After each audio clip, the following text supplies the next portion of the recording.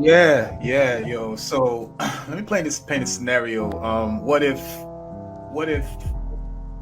you invited someone that comes, to stay with you for about a month or so, whatever, right? And they were going to actually live with you, and they brought you. And let's just say you're a vegan. You know what I mean? You don't eat no meat or whatever, right? And they show up, and they got the ribeye. They go to the store, go to Costco, they get their food. They got the ribeye, the ribs, the everything that you don't eat, and they want to put that in your refrigerator, right? They You don't smoke weed, but they coming in, they smoking weed, cigars, whatever, right? You're bringing these habits into this home, and obviously you're feeling uncomfortable because this is not the world I live in. But I invited you to come and stay. So I use that analogy because I think the problem is with us as a collective. Now that we have understood the power of seeing the world, the importance of seeing the world, getting passports. We're the passport generation. Our parents, they were still using the Green Book, right? Or at least our grandparents, right? So we were only going coastal and maybe in the Midwest. We didn't leave these shores. But now that we're doing that, I think that the lesson that has not been learned, as Desiree mentioned, is that we need to understand the customs of these countries we're going to. You just can't show up and be who you are.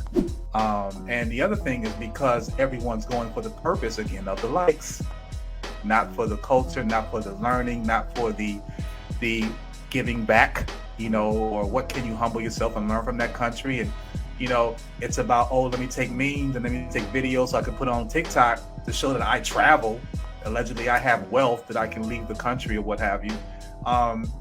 That people are doing these travels for all the wrong reasons. According to the site, it was called face-to-faceafrica.com. What happened is she had a rental car, this sassy trucker. She left some things in the car, came back to retrieve those things, and the person said that, well, you'd have to pay an undisclosed amount of money to get access to your things that you left. So that's where the beef happened, where the person was a little bit raunchy at her. I don't know who did first, but obviously she wasn't willing to pay for that to retrieve her thing. So that's where it escalated. But the issue again is we need to get out of our way of thinking that, yes, we are global. Yes, it's one thing to think that you are global, because we are not confined within these borders. However, there is a manner of respect. And no, I don't think it's right that a woman should be arrested for raising her voice. But I don't live in that country.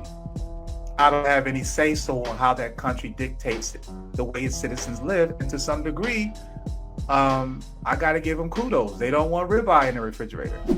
So I have to give them that kind of respect of showing. I can't just show up as me. Like, I know I couldn't show up and wear a Black Lives Matter, in a country that doesn't want Black people to be there.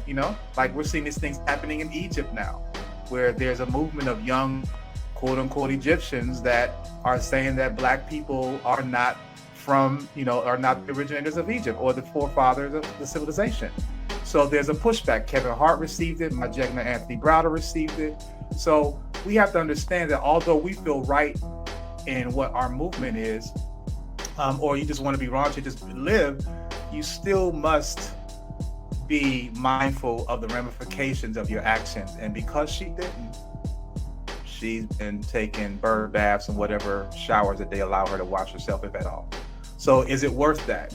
You should do the diligence on where you're going and how people are treated. And if you are a woman specifically, look into how women are being treated before you go over there and spend your money, because you can't let your attitude stop you from getting back home.